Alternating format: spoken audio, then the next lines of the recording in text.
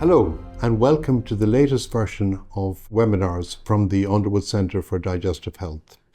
My name is Eamonn Quigley. I am co-director of the Underwood Center for Digestive Health and David M. Underwood Chair of Medicine in Gastrointestinal Disorders here at Houston Methodist. It's a pleasure to welcome you to this roundtable discussion, and today we'll be discussing a topic that I've really wanted to discuss for a long time, which is diverticulitis. And the title of our presentation today is Diverticulitis Today, Hot Topics and New Data.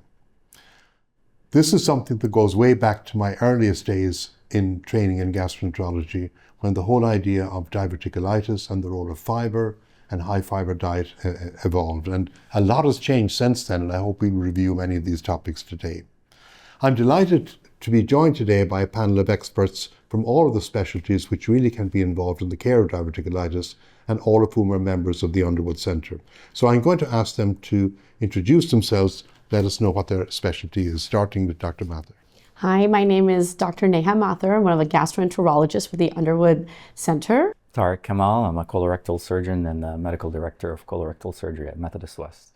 I'm Jett Brady. I'm a diagnostic radiologist that specializes in abdominal and pelvic imaging. So here we have the real experts, and I'm going to try and discuss with them current issues in diverticulitis. I'm going to start with Dr. Mathur to kind of give us an overview of what is the current state of play in diverticulitis.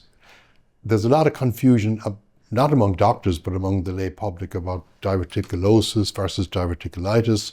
Somebody says they have a diverticulum on a CT scan, they think they're going to die tomorrow. So give us a kind of a broad view of where we are with diverticulitis today. Sure, thank you. So yes, absolutely. It's a very common disorder, and we see it a lot, not just on imaging like you mentioned on CT, but we see it a lot as gastroenterologists in just doing everyday screening colonoscopies. So a diverticulum in the colon, which is where we're focusing today, is actually not really a true diverticulum or outpouching or pocket. It's what we call a false diverticulum, because only 2 layers of the mucosa and the submucosa pouch out, and it's surrounded by the serosa on the outside. It's not all 3 layers that herniate out like other places in the bowel. So just by having a pocket called a diverticulum does not mean that you're going to have symptoms. Majority of patients are completely asymptomatic and don't even know they have them. A lot of times we're doing the colonoscopies and we tell them afterwards, hey, did you know you had something like this? And a lot of them will tell you this is the first time they're hearing about it. And so we then screen further for any risk factors that maybe led to this situation and see where we can optimize their health. But the progression of a pocket and multiple pockets is diverticulosis, and then having inflammation or other complications of that pocket is diverticulitis. And diverticulitis can be very a nuisance to patients because it's painful, and that's kind of the highest reason people come through our hospital doors, our ERs, our clinic visits. So it has a really high healthcare burden when we look at it. I mean, I think it affects like 50% of the people that we look at over the age of 50 to 60. So it's pretty high. Have diverticulum, correct. And of those patients, only about 4 to 5% get diverticulitis. So it's not, the inflammatory component is not that common. Yeah. But diverticulitis can be a problem. Absolutely, and that's a very important distinction. So the next thing that happens, Dr. Brady, is the patient comes to the ER, and they inevitably have a CT scan done. And then we are totally reliant on you and your colleagues to make the diagnosis for us. Would you like to take us through first of all, your thoughts about how scanning should be done, and then secondly, what we should be looking at on the scans when they are done? Yeah, so basically, the CT is definitely the mainstay procedure to make the diagnosis. How it is protocoled from a radiology perspective should rely on the clinical presentation. If you think it might be a kidney stone, we would do it without contrast. But if you think there's a high probability of diverticulitis, then my preference is to have no oral contrast, but to have intravenous contrast. You can get the exam done quickly. You can improve throughput through your ER system, and it enhances your sensitivity for making the diagnosis. So CT is by far the modality of choice. It's the benchmark. It's the benchmark. There are indications where, let's say the patient's pregnant, you might do MR, you might do ultrasound. Right. Very few places have the experience to do ultrasonography for this, but MR would be another option. But CT by far is the mainstay. So would you like to take us through some of the features that you're looking for on a CT scan when in terms of diverticulitis? Yeah, and like Dr. Mathur said, when you get to the population that we particularly have in our hospital system, there are very few people that don't have diverticula. Very few. Yes. But you're right. The amount of inflammation is a lot lower. But it's really almost hard to find patients over 50 years old that don't have at least one or two diverticula. Mm. And depending on where they're from, you might see more on the right side, you might see more on the left side. The descending and sigmoid colon are going to be where the vast majority of your patients are.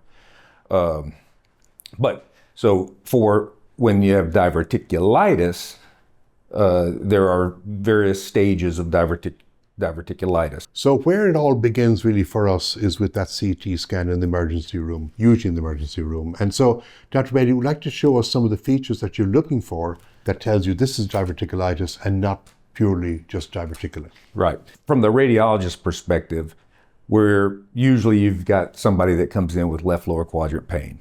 So you have to think in your mind, okay, what is the differential diagnosis of that? Most of the time it's going to be diverticulitis, but you also have to be thinking about some of the other entities that can present very similarly.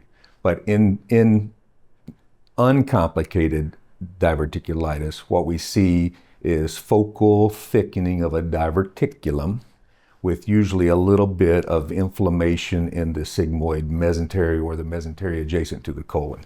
And here's a case of this. And so as you can see where the circles are, there are several diverticula, but one diverticulum, there's inflammation, just some hazy infiltration in the mesenteric fat. And here's the diverticulum right there. So here we just have some subtle inflammation of a diverticulum with mild inflammation. So this is what we would call uncomplicated diverticulitis. And these patients probably, and I can ask you guys, these patients will probably just get either symptomatic care or maybe some antibiotics. And that's where you come in now, Dr. Mathur. You're looking forward to a nice, quiet weekend. You're on call, and then you got a call from the ER, say, we got a case of diverticulitis, want you down here pronto. And you arrive down and see this patient that Dr. Brady has just illustrated, who's got uncomplicated diverticulitis.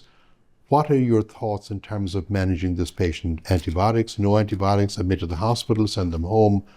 Yeah, no, I think, like you said earlier, it's an evolving field even for us. Before, I think when you heard about diverticulitis, you think about infection, you need source control, so we all used to give antibiotics. But we've come some ways from that, and there's a couple of 2 randomized controlled trials that were done, like the AVOD and the Diablo ones, that really looked at, there was a Dutch study and a prior study that looked at antibiotics versus no antibiotics. And this is really just looking at acute uncomplicated diverticulitis. This is the cohort of patients.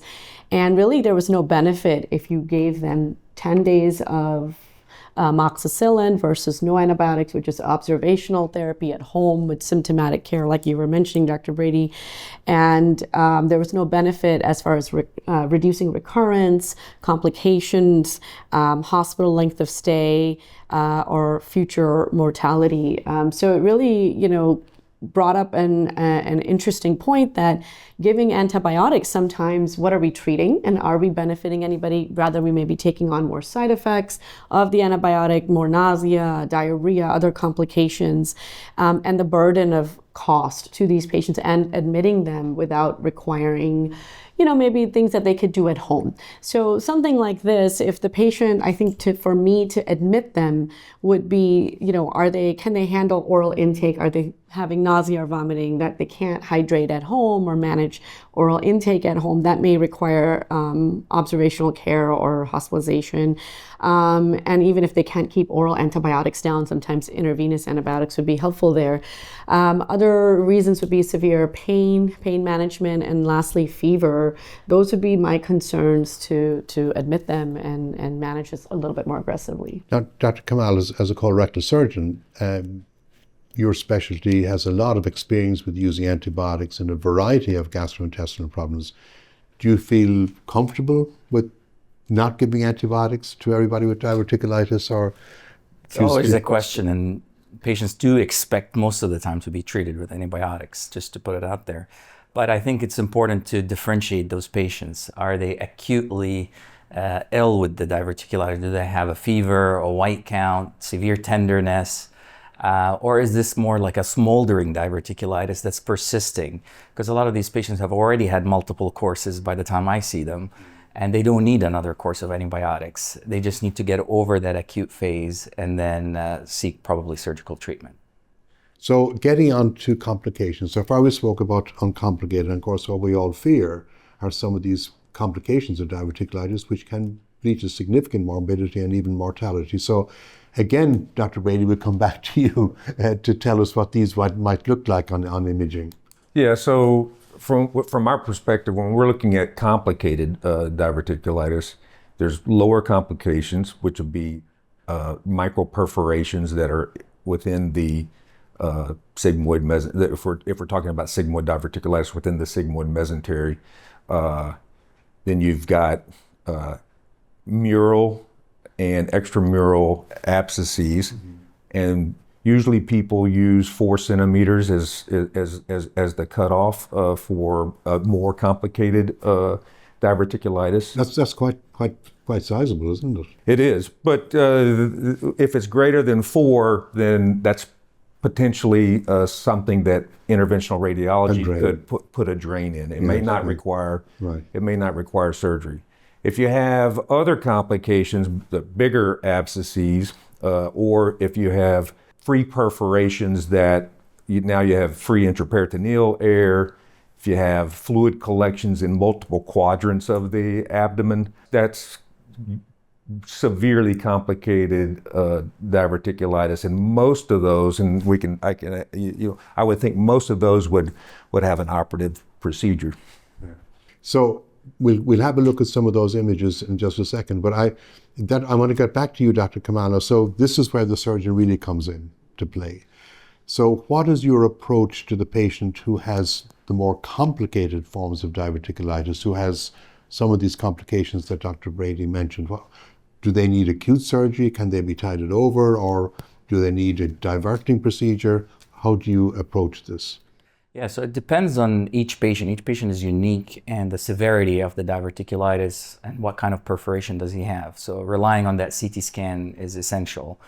So if patients with just an abscess, or what we call a phlegmon, a paracolic abscess, or even a pelvic abscess that's amenable to interventional radiology drainage, we prefer that rather than an emergency surgery. Tie them over. Yes, a drain can be placed. They can be placed on IV antibiotics just to temporize them until the date for elective surgery. Because the last thing you want to do is go into an acutely inflamed, infected... It's a much more complex surgery, and most of the time requires a Hartmann's, which you resect the segment and give a colostomy, which does require a second procedure to reverse it. Right. So our preference is to get over this acute phase conservatively with the drainage, antibiotics, and to come at a later date.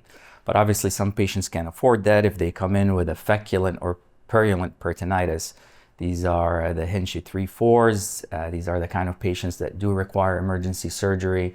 So obviously we start with the resuscitation, antibiotics, and we take them to the OR for an emergency resection. Our preference is still to do the procedure minimally invasive, so we try to attempt it robotically or laparoscopically, just to minimize the incisions, minimize the risk of infections with the larger incisions, postoperative pain. So we try to do this procedure where we resect the sigmoid colon, provide a colostomy, just to control the source of sepsis. And then at a later date, it can be considered for reversal. What I'm hearing from you is that you try to avoid emergency surgery unless it really is indicated.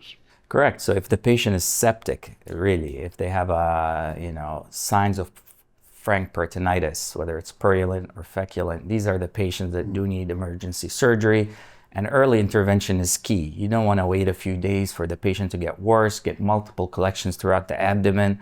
You want to intervene immediately, wash the abdomen, resect the source, and patients do much better than just waiting those 2 days. And what if they have an abscess, but it's localized, but it's not accessible to IR? What do you do in those situations? Yeah, these are challenging cases. If the patients are stable and they're not showing signs of worsening sepsis or peritonitis, we treat it with IV antibiotics and just observe them closely.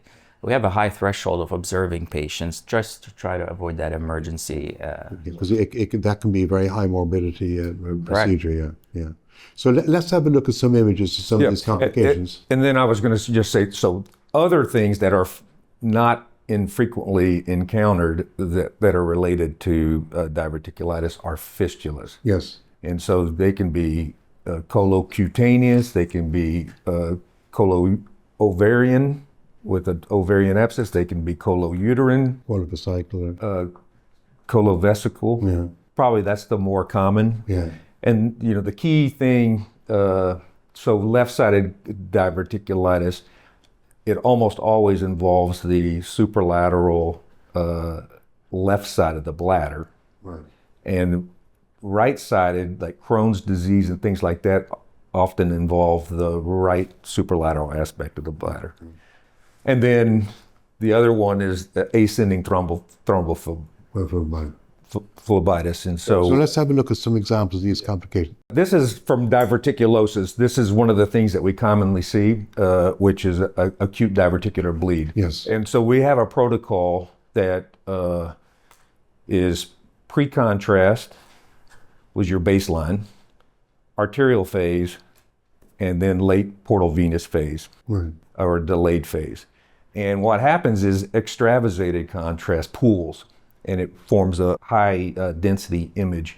And so this is why in the ER, I don't like to have oral contrast because it obscures your bleeds. Yeah. So negative contrast or no contrast at all, in my opinion, is the best way to look at this. So this is acute diverticular bleed. So, and the reason why I show this image in particular is that if you look at the aorta, it's calcified, but there's no contrast. This is a non-contrast study, but there's density in that circled area. Yes. That was previously administered oral contrast that was stuck in a diverticulum.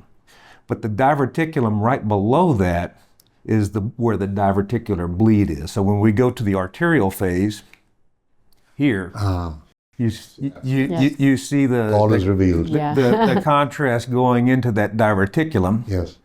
And the beauty of this, by getting the delayed phase, so on this image, the one that's dense on the top is oral contrast. The bottom is the actual bleed.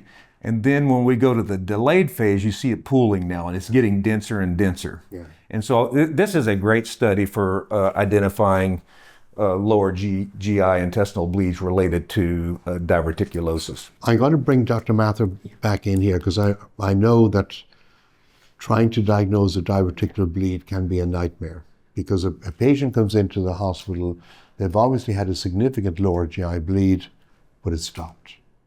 And then how do you approach this? Yeah, this is a challenge, I think, for all of us, especially I think we were talking that this is not just localized to the sigmoid colon. Sometimes you have pockets everywhere. So finding that needle in the haystack is, I think, the hardest. And the patient is taking a bowel preparation. They're not feeling well to begin with. And then, we're doing an invasive test. So I think it's majority of the times we do not find it. And then this kind of pattern stops with time and resuscitation.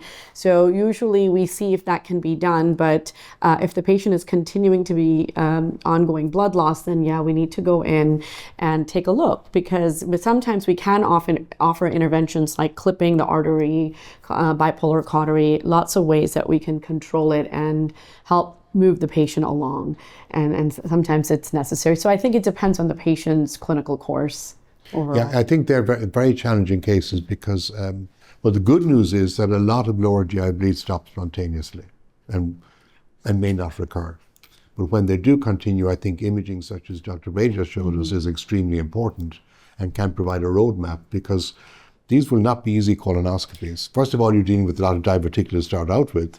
Secondly, the preparation may not be optimal. And thirdly, it's like, as you said, there will be blood in every diverticulum at this stage, and it's very hard to isolate. And this does, it helps our interventional radiologists because now they know exactly where to go. Yeah.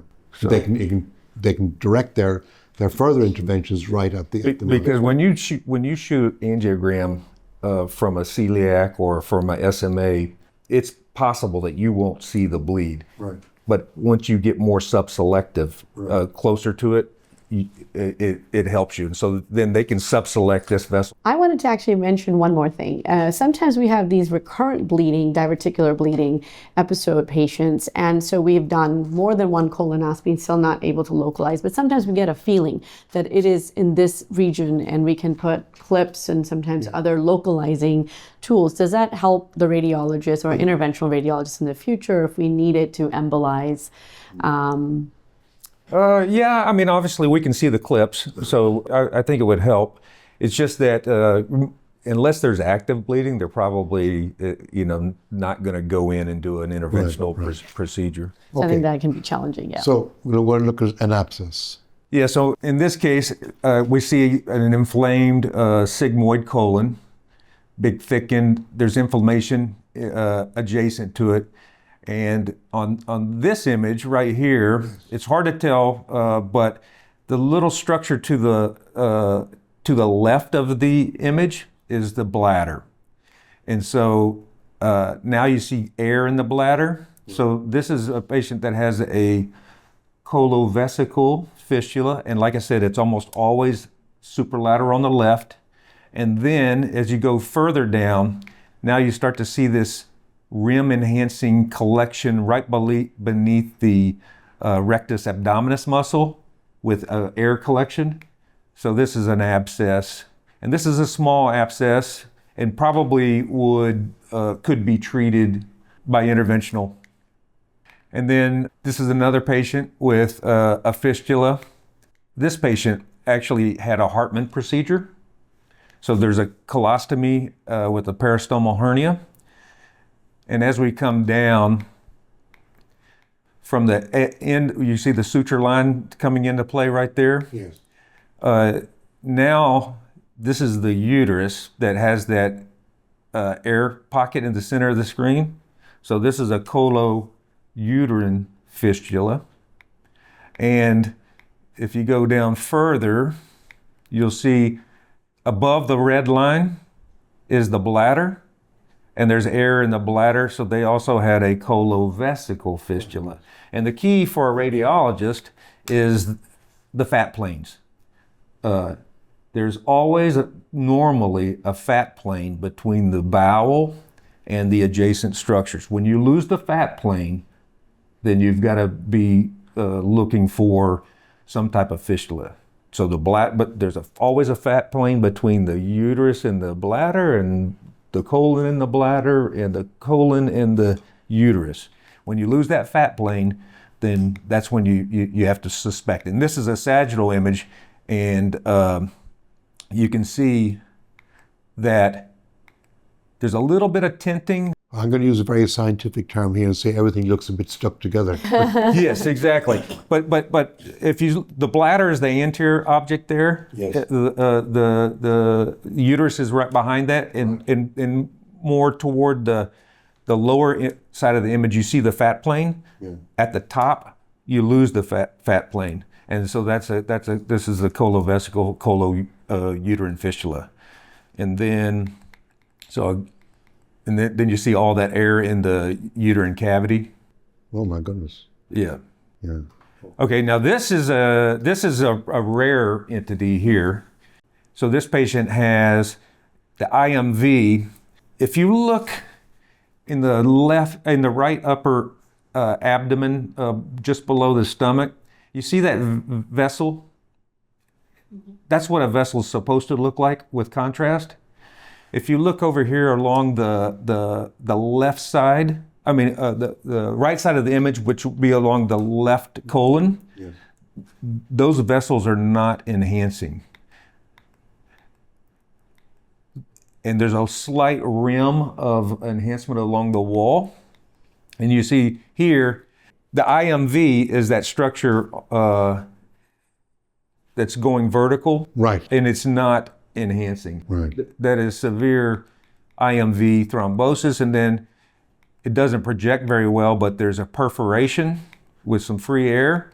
And then as you go down, here's an abscess, and then the diverticulitis was just a little bit below that. So that's a pretty rare finding, but a significant finding. And then that leads to hepatic abscesses and things like that. This patient this is chronic, so there's no inflammation at this time. Incidentally, also had an ovarian dermoid on the right. Between the colon in the upper part of the picture, there's a structure that's coming off, and as you go down, that goes to the bladder, and now that air that you're seeing, that's basically feculent material within the urinary bladder. And this is, you see it on the side. You see how thick the bladder is and all that gas that's in there from a chronic colovesical fistula. Great. Dr. Kamal, you're now on board. We've got this patient with complicated diverticulitis. You mentioned some of the general principles earlier. One of the questions I want to get to you is, when do you consider surgery for a patient who's having recurrent diverticulitis? Sure. So these are the elective cases. Yes. And historically, we used to say, I remember this in my training, if you had 3 episodes of diverticulitis, that's an indication for surgery. This is no longer the case. We tailor the treatment and especially surgery as an indication depending on the patient and his unique case and the type of diverticulitis, the severity, the frequency, the CT findings. So patients who have recurrent persistent diverticulitis requiring multiple hospitalization, antibiotics treatments, or who have complicated episodes, these are the patients that we select for surgery. And taking in consideration the patient's risk factors, what is their operative risk? Are they able to tolerate surgery? What is their comorbidities? Assuming that the patient is a candidate, our preference is to do a robotic sigmoid colectomy, preferably not in an acute episode.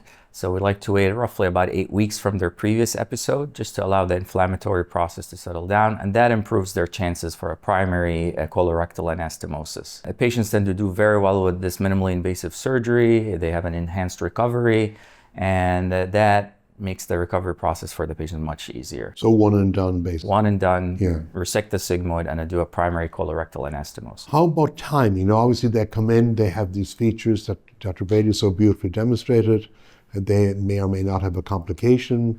So how long after the acute episode do you wait before doing your surgery?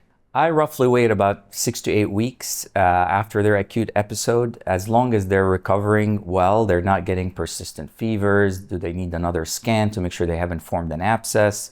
So if they're recovering well and no issues, usually around at 8 weeks. But patients with colorectal fistulas are complicated. These are slightly different. In a sense, you need to do a little bit more workup. Is the fistula caused by diverticulitis? You need to rule out other malignant causes of colorectal fistulas. So these patients need to have a recent colonoscopy, and if they haven't, they need to be scoped, and a cystoscopy as well to rule out a bladder tumor. But these patients undergo this workup during those 8 weeks, and then we proceed for the definitive treatment. Do you need to involve other surgeons like urologists in some of these cases? If they haven't had a cystoscopy, yes, cystoscopy is essential. For these, majority of the fistulas are connected to the dome, so I don't involve the urologist. We're able to resect and take down the sigmoid and repair the bladder. If there's a large defect in the bladder or it's further down in the bladder, yes, we do involve our urology colleagues to repair the bladder.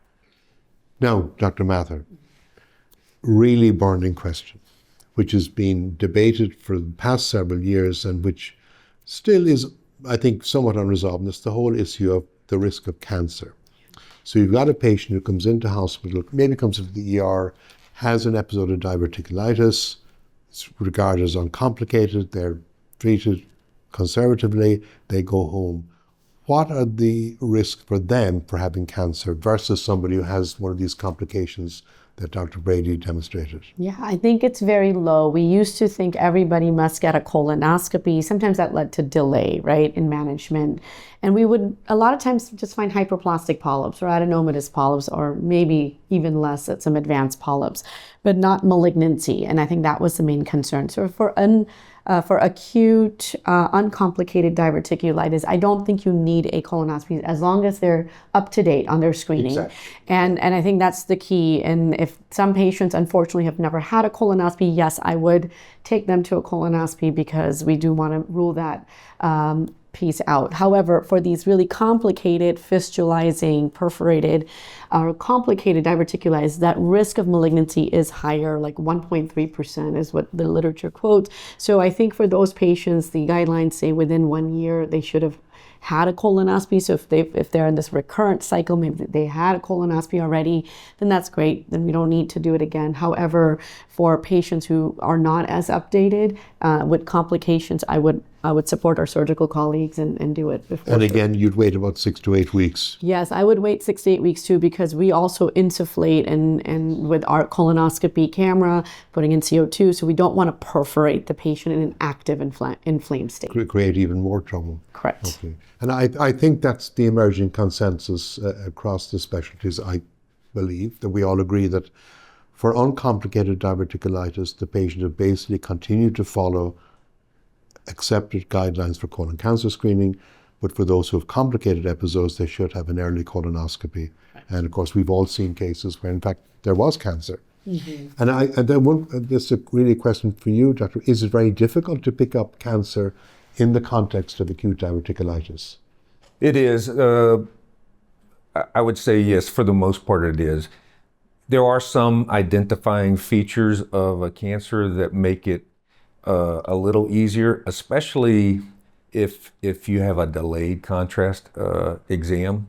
And that's why over the years, since we started doing the GI bleeding study, because the patient comes in with a low hematocrit, maybe a positive guaiac, and they're getting their scan, and there's no active bleed, but there's oozing from a cancer. Right. And it identifies itself better on the delayed images. Because it takes a while to pool. It takes a while, and it also, you can see the edges of the edema on a wall from diverticulitis is smooth, right. But from a cancer, it's usually a little more irregular. Right. And then also, interestingly, is that even though diverticulitis is an inflammatory process, we very seldom see lymph nodes. Really? The amount of lymphadenopathy from diverticulitis is minimal. But when you see a cancer, you're going to see nodes, especially like at the base of the IMV or IMA. So just some like I always tell my residents that, because I run the bowel all the way every time, and if you're not finding a cancer about once every 6 weeks, you're probably missing them. Right.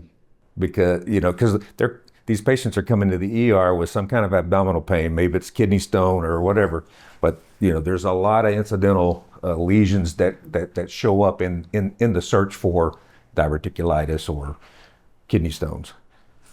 Now, the patient recovers. They do very well. They have no complications. They are going home and they're going to get two opinions about diet. First of all, they're going to be told they should be on a low fiber diet, and then later on they're going to be told to be on a high fiber diet. So how should they be managing their diet? Now I'm talking about our patient with acute diverticulitis who has recovered. Right. So if you are recovered, meaning no pain, we generally recommend a high fiber diet. I think a long time ago, and it's still available on social media, so that really brings up a lot of these questions in our offices, is okay, but I'm not supposed to eat seeds and nuts and these types of, products popcorn that can lead to a recurrence of my diverticulitis. And some people take it very seriously and are so strict. And the reality is those have been refuted now, and that's a myth. So, and really those types of foods have a lot of fiber, and that can actually help our patients. And the physiology of diverticular disease is that majority of our patients are not getting enough fiber. That leads to this pocket or pressurization in the colon wall, and then, the sequela that we've been chatting about. So really we should be recommending about 25 grams of fiber or more. And, whether it's fruits, vegetables, grains, lots of ways of getting it, and plenty of water to help that fiber work. And that's, sadly, in a state like Texas, the average fiber intake is way below that. Yeah. You're talking about not quite single digits, but low teens in terms of daily intake. Yeah, and I think NIH did a study a few years ago that mentioned the average Western diet has about 11 to 15% of fiber, and we're talking about 25. It's really going after it. What is the etiology? Because I was always thinking that it was related to obstruction of the pseudodiverticular orifice and related to some of these things that you just mentioned. So that's not the case? I think there is an obstructive, like fecalness, like stool getting stuck in there, not so much the food product. And I think that's coming from the underlying, probably a dysmotility in the bowel, where the patient's underlying constipation. There could be other, mixed connective tissue disorders like our Marfan's and our Ehlers-Danlos. Those are rare. But majority of our patients are not having effective defecation or diet related to that, medications. And then there's many theories behind the pathophysiology, but I think those are the majority that we see. I have to go back to my youth in gastroenterology and the teachings of Dennis Burkitt from many years ago, who made this observation that at least at that time, he was a missionary doctor in rural Africa. And he never saw diverticulitis, he never saw appendicitis, he never saw gallstones. And he made the association between diet and these disorders, which he regarded as Western disorders, and in particular in relation to diverticular disease. And there was actually quite a lot of nice work done back in the 60s and 70s showing the effects of low fiber diet versus high fiber diet on colonic physiology. And the basic theory that evolved from that was that in patients who eat a low fiber diet, they become constipated, they develop high pressures in the left colon, which leads to diverticula, and from there on. Now, there has been some evidence since then which suggests that that may not be completely true, but I think it's still the general theory. And then, of course, as you said correctly, that when you get a complication, there is an obstructive element, that there is a fecalith which obstructs that opening. And of course, I think one observation that has been made is that there are some conditions where you get these very wide-mouthed diverticula, like in scleroderma that you mentioned. They rarely get diverticulitis. It's the classical diverticula with the narrower opening that they're more likely to obstruct or to bleed from a fecalith getting lodged. So, but to be honest, we must hold our hands up here and say, we just haven't been doing good research on diverticulitis and diverticula for many years. Sure.